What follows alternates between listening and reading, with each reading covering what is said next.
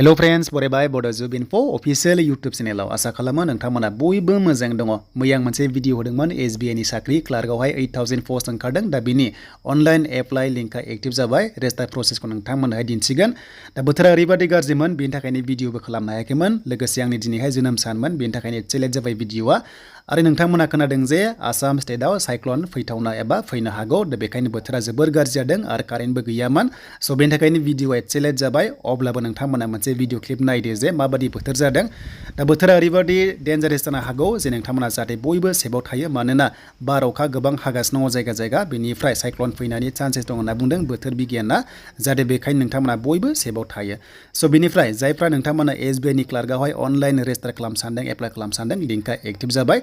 दा बोरै खालामो नोंथांमोना रेजिस्टार प्रसेसखौ नायदो। बेनिफ्राय फाइनाल स्टेजाव नोंथांमोना थांनोबा दा जोङो रेजिस्टार मोनदों, नोंथांमोना मबाइलाव खालामबा रटेट मड खालाम होमबानो जागोन। दा फार्स्टआव नोंनि नाम आन्थाखौल' होनांगोन। बेनिफ्राय नोंथांमोनाहाय फिन खनसेबाव कनफार्म खालामनांगोन आरो मेडेल नाम दंबा होबानो जाबाय, गैयाबा नांला।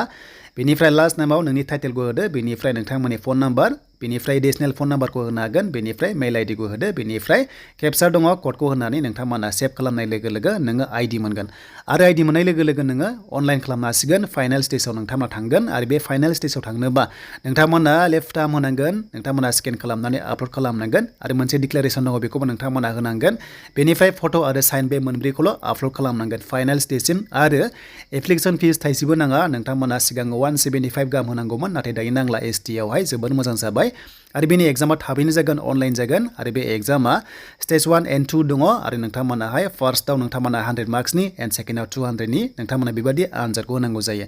एन्ड नेक्स्ट भिडिअ फैगोन जेब्ला बोथोरा मोजां जायो। दायो बोथोरा जोबोर गाज्रि, बेनि थाखायनो भिडिअ खालामजोबनो हायासै, मानोना गोबां अखा हागासिनो दङ। स' बेनिफ्राय नोंथांमोना नेक्स्टआव भिडिअ मोनगोन SBI नि आरो गुबुन गुबुन साख्रिनि आपडेट नोंथांमोनाहाय मोननो हासिगोन।